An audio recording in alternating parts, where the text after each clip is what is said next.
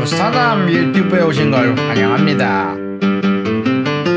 자, 일단 저번 주에 있었던 주요 키워드 먼저 여러분들하고 리뷰를 해봐야겠죠. 사실 파월에 대한 연설, FOMC 회의록, 돌아오는 노동지표, 그리고 포스트 바이든 트럼프 토론까지 되게 여러가지 일들이 저번 주에 있었고, 오늘까지 아마 지속적으로 이번 주 내내 아마 연결돼서 영향을 줄 것으로 예상이 좀 되고 있는데요. 자, 일단 저번 주 주요 키워드는 제가 네 가지를 설정을 했었죠. 파월의 연설, FOMC 회의록, 노동지표, 포스트 바이든 트럼프 토론, 이 모든 것들 여러분들하고 한번 이야기를 해보고 난 이후에 오늘 CPI 주제 내용이랑 그리고 그 이후에 오늘 주말 라이브까지 이어서 얘기를 해보도록 하겠습니다. 자, 일단은 파월 아저씨 연설 어땠습니까? 제가 비둘기스럽다고 했었죠. 야, 생각보다 굉장히 시장에서 좋아할 것 같다라고 그 당시에 라이브로 말씀을 드렸었는데, 일단 파월의 발언 자체가 생각보다 지금 경제가 좋다라는 얘기를 굉장히 여러 번 얘기를 했어요. 데이터가 상당한 진전을 나타냈고, 현재 우리가 시간을 갖고 신중하게 접근할 능력이 있으니까 우리가 천천히 접근하는 거지, 문제가 생기면 우리는 언제든지 금리 인하할 수 있다라고 얘기를 하면서, 현재 임금 인상률이 굉장히 지속 가능한 수준이고, 그리고 사실 이것 관련해서 지금 실업률이 지금 정도로만 유지가 된다라면 뭐 내년쯤이면 이 정도 실업률은 괜찮아, 지속 가능해라고 얘기를 합니다. 동시에 원래 여러 연준 위원들이 사실 지속적으로 아마 인플레이션 2% 도달은 다음에는 어려울 거리라고 얘기를 했었는데, 다음에 말쯤에는 가능할 수도 있어라고 얘기를 하면서 시장을 안심시키는 발언들을 굉장히 많이 했습니다. 사실 그러다 보니까 회의록 내용은 사실 좀 어떻게 보면 요걸 반대되는 내용들이 좀 반대로 나왔는데, 일단 파월 아저씨가 CPI 데이터가 나오고 굉장히 만족스러웠는지 굉장히 좋은 이야기들 해주면서 립 서비스를 굉장히 많이 해줬었어요. 하지만 FOMC 회의록은 조금 내용이 달랐죠. 자, 어떤 부분이 달랐냐면, FOMC 회의록은 제가 색깔을 세 가지로 나눴어요. 자, 뭘로 나눴느냐? 인플레이션 우려가 섞인 코멘트라기보다는 FOMC 회의록 내용은 간단하게 오렌지색으로 이제 코멘트를 색칠을 했고요. 그리고 이 회의록 내용 중에서 조금 경기 침체 우려, 실업률이 오를 수도 있다, 수요에 대한 우려, 신용 경색에 대한 우려는 빨간색으로, 그리고 마지막으로 연착륙, 시장 너무 좋아하는 녹색으로 표시를 했는데요. 자, 간단하게 정리를 하자면, 일단 인플레이션 우려와 경기 침체 우려가 굉장히 동등할 정도로 코멘트 내용들이 굉장히 비슷했습니다. 사실 저번 주에도 요거를 얘기를 해드리긴 했지만, 전체적으로 진짜 파월 아저씨가 얘기한 것처럼 인플레이션 우려에 대한 리스크와 경기 침체에 대한 리스크가 이제 슬슬 거의 동일해지는 지경까지 왔다라는 거예요. 요게 굉장히 많이 드러나는 코멘트가 있습니다. 자, 첫 번째로는 몇몇의 위원이 인플레이션이 떨어지지 않는다면 금리를 인상해야 됩니다라고 했는데, 반대로 지속적으로 수요가 떨어지면 실업률이 올라갈 수도 있다라고 한 연준 위원들이 있었어요. 두 가지가 동시에 존재할 수는 없거든요. 근데 이런 부분들 관련해서 위원들의 의견들이 양쪽으로 갈라진다라는 건 그만큼 지금 경제가 어떻게 보면 밸런스를, 중심을 잘 잡고 있다라는 소리죠. 자, 일단 요 글 안에서 그래도 여러분들하고 몇 가지 코멘트를 한번 리뷰를 해보도록 하겠습니다. 자, 일단은 5월 CPI가 굉장히 만족스러웠다라고 모든 위원들이 동의를 했고요. 2025-26년쯤에는 그래도 2%에 훨씬 더 가까워질 거다라고 얘기를 했습니다. 그럼에도 불구하고 사실 인플레이션에 대한 상방의 리스크가 존재하고, 반대로 실업률 관련해서는 혹은 경기 침체 관련해서는 하방의 리스크, 경제활동 리스크는 하방으로 기울어졌다고 하면서 양쪽의 리스크가 사실 조금 더 심화가 되는 단계다라고 얘기를 했는데요. 사실 그런 이유가 나오는 이야기가 있습니다. 자, 반대로 이 첫 번째로는 장기 중립금리가 이전보다 높아졌을 수도 있다. 결국 이 장기 금리가 오르면 인플레이션 이 사실 좀 더 오르게 되게 되거든요. 왜냐? 장기 중립금리라는 건 인플레이션이 더 오르거나 내리지도 않게 만드는 금리인데, 만약에 지금 금리가 예전보다 훨씬 더 덜 제한적일 수도 있다라는 거예요. 이 장기 중립금리가 올라갔으면. 자, 그래서 인플레이션에 대한 우려가 있다라고 얘기를 했고요. 반대로 지금 경기 침체를 걱정하는 사람들은 상업용 부동산 채권의 시장에 굉장히 걱정을 많이 하더라고요. 자, 이게 무슨 소리냐? 상업용 부동산 채권의 시장은 훨씬 더 신용이 굉장히 악화된 상황이라고 얘기하면서 거기에 플러스 알파로 신용카드와 대출 연체율이 상승했다라고 얘기가 나왔어요. 사실 이런 부분들은 스트레스 테스트, 제가 은행들 스트레스 테스트에 대해 관련해서도 여러분들하고 한번 리뷰를 좀 했었는데 이런 은행들의 스트레스 테스트와도 일치하는 면이 있습니다. 실질적으로 은행들이 요즘 지지부진한 이유 중에 하나는 생각보다 대출 연체율이 상승하고 있고 생각보다 예대 마진이 좋지 않은 상황에서 상업용 부동산이 걔네들을 괴롭히고 있기 때문이거든요. 근데 그런 부분들이 연준에서도 동의를 하면서 여전히 이런 부분에 대한 리스크가 남아있다라고 얘기를 한 상황이라는 거예요. 양쪽의 리스크가 굉장히 밸런스는 잘 잡혀 있지만 양쪽의 리스크가 동시에 공존하는 상황이다 보니까 여전히 천천히 시간을 가져가려는 모습을 보여주고 있다라고 생각을 하시면 좋을 것 같은데요. ISM 제조업 지수와 서비스업 지수도 사실 실업률 지표도 사실 비슷했습니다. 노동 지표도 한번 우리가 리뷰를 해봐야 될 텐데 사실 비농업 고용 지표를 보게 되면 예상보다는 조금 더 높게 나왔어요. 이제 비농업 고용 지표 관련해서 조금 높게 나왔고 ADP 짝비농 관련해서는 좀 낮게 나왔잖아요. 그리고 졸트 직장 창출 데이터가 예상보다 높았는데 하나씩 리뷰를 해볼게요. 자, 일단 실업률은요 4.1%로 거의 변동이 없었습니다. 근데 노동 고용이 늘어났던 이유는 바로 요것 때문이에요. 사실 사기업 쪽에서 고용이 늘어난 게 아니라 정부 쪽 고용이 많이 늘어났습니다. 요거를 졸트 직장 창출 데이터를 보더라도 실업률 비농업 고용 지수를 보더라도 같이 나오게 되게 되는데요. 자, 일단은요, 생각하면 비농업 고용이 줄었다는 건 좋은 거 아닌가요? 늘었다는 건 좋은 게 아닌가요? 라고 생각하겠지만, 정부와 건설 분야, 의외로 사회복지 등등 약간 지금 당장 포퓰리즘이 필요한 분야에서만 고용이 좀 늘었어요. 자, 일단은 정부가 대선이 다가옴에 따라서 정부 쪽 고용이 늘어나는 건 너무나도 당연한 수준이거든요. 그에 비해서 레저 쪽이나 아니면은 음식점 쪽은 고용이 늘질 않았고 소매 판매 데이터는 반대로 고용이 9천여 명 감소를 했습니다. 자, 그 말 뜻은 뭐예요? 소매 판매 쪽에서도 현재 사람들의 경기 침체, 소비 침체에 대해서 대비를 하고 있다는 거죠. 그러다 보니까 이번에 비농업 고용 지수가 예상보다 높았지만은 그렇다고 해서 지금 지표가 좋다라고 보면은 안 된다라는 거예요. 실질적으로 실업률 같은 경우는요, 사실 장기 실업자 수가 16만 6천여 명으로 증가하게 되면서 현재 2021년 이후 최고치를 지속적으로 갱신을 해가고 있고요. 그리고 주요 근로자 그룹 중 성인 여성과 아시아인들의 실업률이 크게 상승하게 되면서 사실 이제 전체적으로 아시아인들이 많이 잘려나간다는 소식은 어떻게 보면은 저를 포함한 약간 화이트 칼라 노동자들이 많이 잘려나간다라는 얘기가 좀 되고 있기도 하거든요. 실질적으로 비농업 고용지수 말고 졸트 직장 창출 데이터를 보시게 되면 생각보다 전문 비즈니스 쪽이 고용 창출이 굉장히 줄었다라는 거를 볼 수도 있습니다. 자, 그러면은 이런 상황에서 과연 서비스업 PMI 지수는 제조업 PMI는 어땠을까요? 실질적으로 서비스업 PMI 지수 같은 경우는요, 지속적으로 파월 아저씨가 끈적끈적하다라고 얘기는 했지만 의외로 그렇게 끈적끈적함이 끝나가는 모습들이 끈적끈적함이 없어져가는 모습들이 보여주고 있어요. 자, 일단 서비스 PMI 지수가 여러분들 48.8%가 나왔어요. 이게 2020년 5월 이후 처음으로 축소가 된 수치입니다. 신규 주문 지수도 사실 2022년 12월 이후로 처음으로 줄어들었고요. 고용 지수도 이번에 전월보다 더 크게 하락하게 됐는데 지속적으로 내려가고 있는 모습들이 관찰이 되고 있어요. 그리고 6월의 PMI 수치는요, 5월에 비교해서는 조금 반전되기는 했는데 지난 3개월 중 두 번째로 축소된 수치고요. 4월 이전에는 이 서비스 PMI 지수가 여러분들 15개월 연속 성장했는데 이게 끊겨 나가면서 이제 슬슬 진짜 서비스 PMI가 연준이 지속적으로 얘기를 했던 끈적끈적한 서비스 인플레이션이 끝나가는 모습들이 지속적으로 관찰이 되고 있는 지표가 나오고 있습니다. 자, 그런 가운데 안에서 아쉽지만 가격 지수는 그렇게 떨어지지 않았는데 이게 사실 조금 보게 되면은요, 요 안에 내부에 있는 섹터별 사람들이 인터뷰한 데이터가 있습니다.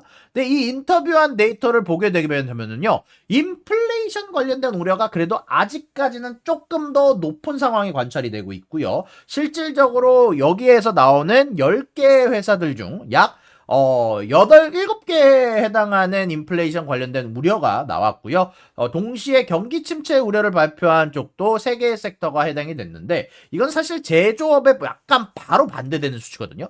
제조업 같은 경우는 반대로 경기 침체 우려가 6개의 섹터에서, 인플레이션 우려가 2개의 섹터에서 나타났는데 자, 이거를 같이 합치면 뭐예요? 지금 여전히 제조업 관련해서는 경기 침체, 소비의 침체에 대한 우려가 나오고 있고 반대로 서비스 관련된 인플레는 인플레이션 우려가 있는데 이걸 합쳐서 보게 되면은 사실 은근히 비슷한 비율로 설정이 돼 있다는 거예요. 이게 바로 인플레이션과 경기 침체 리스크가 양쪽에 공존하면서 밸런스가 잘 잡힌 상황이라는 거죠. 파월 아저씨가 지속적으로 얘기한 인제는 진짜 밸런스가 잘 잡혀 있다라는 상황이 됐다라는 건데, 근데 우리가 여기서 생각을 해봐야 될 거는 결국은 우리가 지금 보이는 것보다 지금 여러분들이 생각하는 것보다 미국의 노동 수요와 소비 수요가 꺾여가고 있는 거는 맞다라는 거죠. 실질적으로 저 같은 경우도 잘렸잖아요. 저는 제가 일을 못한다라고 생각하지 않거든요. 근데 제가 잘렸다라는 건 사실 생각보다 저는 많이 피부로 느끼는 것 같아요.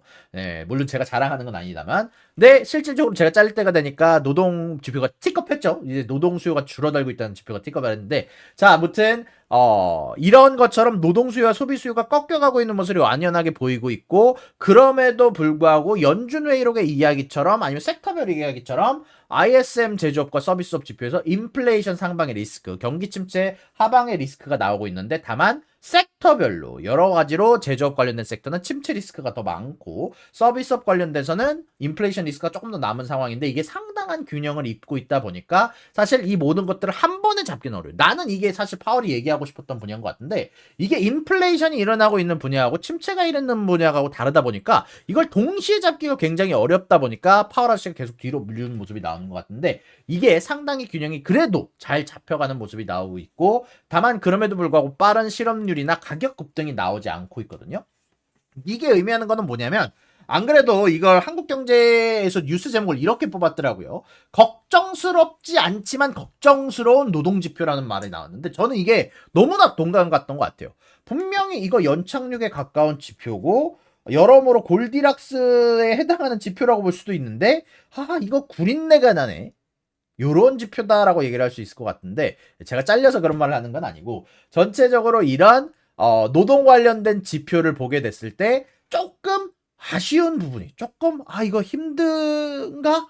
여기 미국의 노동 꺾여가나? 이런 부분에 냄새가 나는 지표들이 있고, 신용 사용량과 연체율 증가, 여전히 CRE 관련 상업용 부동산 문제가 많은 상황에서 여전히 리스크가 아직 불확실성이 존재하는 상황에서 다행인 건 연준이 여태까지 일을 잘 해가면서 밸런스를 잘 잡아줬기 때문에 이렇게 그래도 양쪽의 리스크가 잘 잡혀 있다라는 점까지 여러분들한테 한번 이야기를 해드리고 저번 주 관련된 얘기를 할 수 있을 것 같고요. 그러고 나서 사실 포스트 바이든 트럼프 토론에 대한 얘기를 해보려고 하는데, 이거는 제 개인적인 얘기를 해볼게요. 이거는 자주 얘기를 했으니까. 근데 아마 지금 카말라 해리스 쪽의 지지율이 굉장히 많이 올라가고 있는 상황이더라고요. 왜냐면 미셸 오바마가 많이들 얘기를 하고 있긴 한데 안 나올 것 같죠. 실질적으로 이거는 조금 이 도박 사이트가 있자고 했잖아요. 제가 이게 도박 사이트에서 정치 관련된 내용으로 여러분들이 베팅을 할 수 있는 웹사이트가 있습니다. 근데 여기에서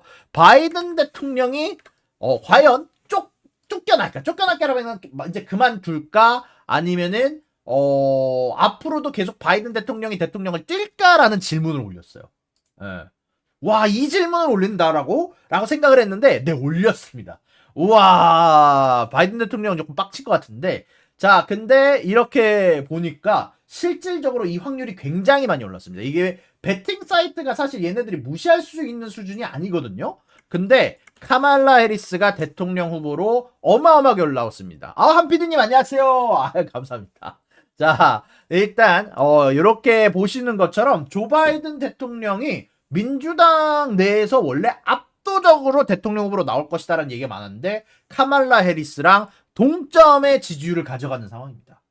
자, 물론 여기에 대해서 카말라 해리스가 나오면 트럼프랑 경쟁을 할 수가 없다, 미셸 오바마 정도는 나와야 된다라는 얘기가 있지만, 결국 그래도 미셸 오바마는 정치에 관심이 없다라고 표현을 했기 때문에, 그리고 어떻게 보면 지금 당장 갑자기 준비할 수 있는 상황은 아니라서 카말라 해리스가 바이든 대통령 다음으로 나올 가능성이 높은데, 그래도 다음 주까지는 전체적으로 좀 결정이 나와야 되거든요. 근데 그런 가운데 안에서 이 조 바이든 대통령이 지속적으로 그래도 나는 완주를 하겠다라고 얘기를 하고 있지만 문제는 후원자들 사이에서 좀 많이 압박이 나오고 있어서 사실 아마 다음 주 내까지는 민주당 의견을 전체적으로 정리해가는 시간을 가져가야 되지 않을까라고 개인적으로 좀 생각이 좀 되는 것 같아요. 그리고 여기에 대해서 박정훈 팀장님이 재미난 이야기를 하셨는데 이렇게 사실 내분이 일어나고 서로 다 네가 해라 내가 해라 내가 할 거다라고 하게 되면은 상대적으로 당선이 되는 경우가 거의 없다라는 얘기가 많이 나오는데 빠르게 정리를 해야지 그나마 당선의 가능성이 좀 생기지 않을까라고 개인적으로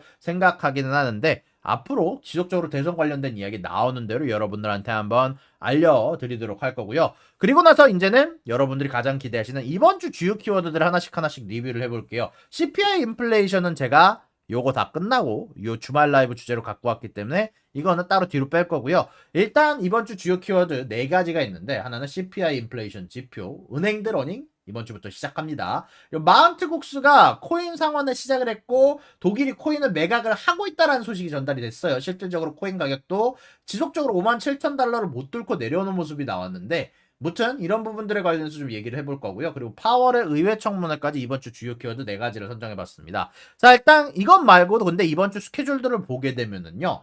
연준 위원들, 옐런 재무장관 등 파월 등 이렇게 여러 유명 연준위원들 혹은 재무장관의 연설이 좀 예정되어 있는데 녹색은 연준위원들의 연설 제가 표시를 해놨고 빨간색은 중요 스케줄들이에요. 근데 CPI 예측치도 할 거야. 근데 요거 끝나고 자 근데 요 파월 아저씨 같은 경우는요 이게 상원과 하원에서 진행을 하는 청문회입니다. 이게 약간 거의 정치쇼에 가까운 이벤트가 될 거다 보니까 개인적으로는 제가 통역을 하지 않아도 될 것 같아요. 항상 느끼지만 저는 항상 저 상원과 하원 의원에서 진행하는 청문회 이벤트 라이브로 진행하고 항상 후회하거든. 내가 왜 뭘 하고 있지? 하지만 여러분들이 원하신다면 조인해 보도록 할 거고요. 그러고 나서 옐런 재무장관의 연설이 있을 예정이고 마이클 바 부의장의 연설도 화요일날 있을 예정이고 그리고 단기에너지 전망치가 화요일날 나오게 되고요. 그리고 중국의 소비자 물가지수 지속적으로 내려오는 디플레이션을 잡을 수 있는가에 대한 지표가 이번 주 화요일날 나오게 되게 되고요. 그리고 수요일날은 10년물에 대한 국채 입찰이 있을 예정입니다. 10년물 국채 입찰은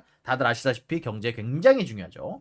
그러고 나서 목요일날은 중국의 신규 대출 그리고 여러분들이 가장 기대하시는 지표 CPI 지표가 나오게 되게 되고요. 그러고 나서는 실업수당 청구 건수와 보스틱 연준위원회 연설이 나오게 되게 되고요. 금요일날은 생산자 물가지수, 미시간대 소비자지수, WESD 농산물 보고서까지 쭉 이어서 나오게 되게 됩니다. 자, 그런 가운데 안에서 은행들의 어닝 관련해서 우리가 좀 지켜봐야 될 지표가 있어요.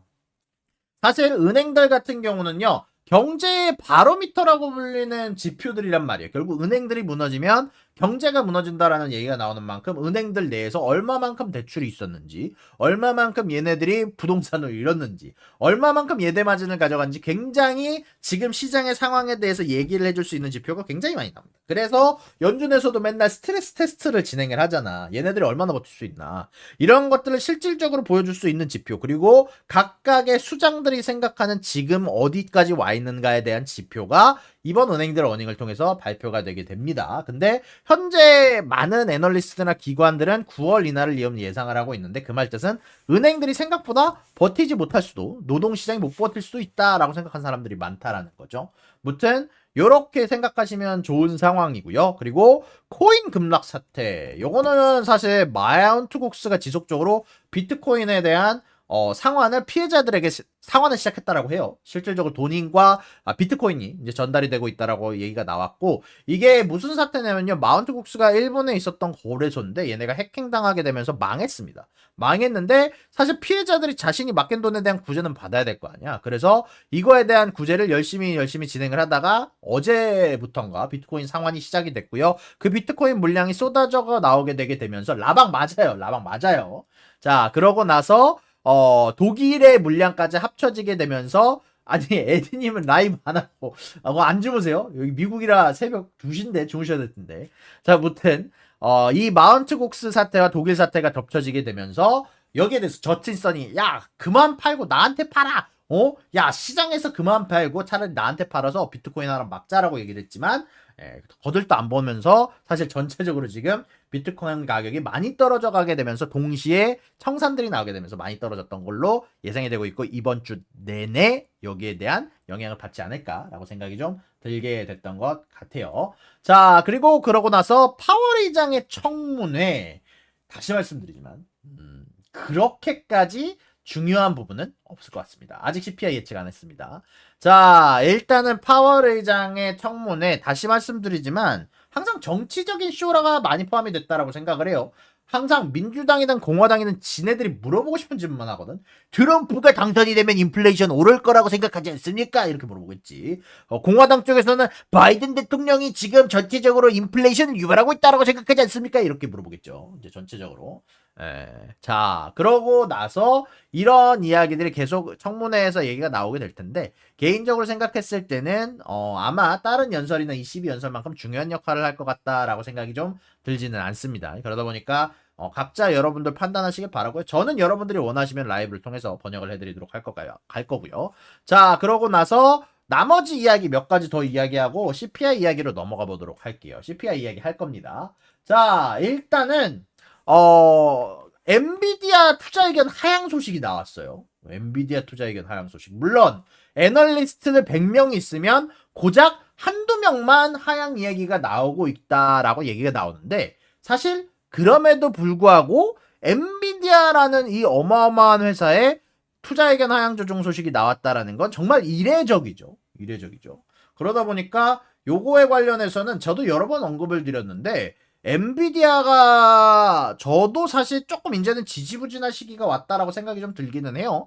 그러다 보니까 저런 하향까지는 아니지만 이제는 조금 천천히 갈 거라는 예상을 가지고 오랫동안 모아갈 시기로 생각하시는 게 조금 더 정신 건강에 좋다라고 생각이 좀 들고요. 그리고 테슬라 모멘텀은 반대로 얘기해서 저 같은 경우는 아직까지는 좀 살아있다라고 생각이 좀 들거든요. 이게 테슬라가 드디어 여러분들 이번에 1% 상승으로 돌아섰습니다. 이게 이번에 들어서 계속 마이너스로만 가다가 이제 플러스 1%가 됐는데 드디어 플러스가 된 거죠. 근데 이런 모멘텀이 8월 8일에 있을 로보택시 데이 때까지 혹은 그 조금 전까지는 유지가 될 거라고 보는 편이라서 특히 이런 모멘텀이 생기게 된 이유 중 가장 커다란 이유는 결국 중국 쪽 이야기죠. 결국 이 로보택시와 더불어서 중국의 FSD 승인 가능성이 굉장히 높아졌고 이거 플러스 알파로 중국의 자동차들은 관세 때문에 유럽에서 못 팔고 중국에서는 반대로 테슬라 자동차가 관영차로 선정이 되게 되면서 중국 내부의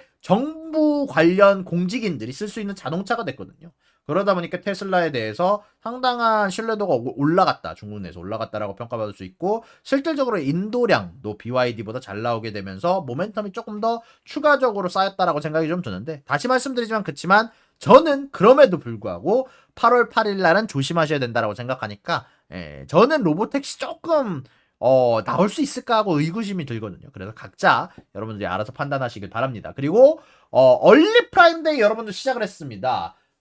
이번에 아마존 쪽에서 프라임데이가 7월 16일부터 7월 17일까지인데 원래 이틀만 하던 프라임데이를 여러분들 이게 일주일로 늘리고 일주일을 한 달로 늘려서 지속적으로 얼리 프라임데이, 레이트 프라임데이를 하거든요. 이게 아마존의 상술입니다. 다시 말씀드리지만. 근데 얼리 프라임데이가 시작을 했어요. 근데 생각보다 소비에 관련된 소식은 아직 조용해 보이긴 하거든요.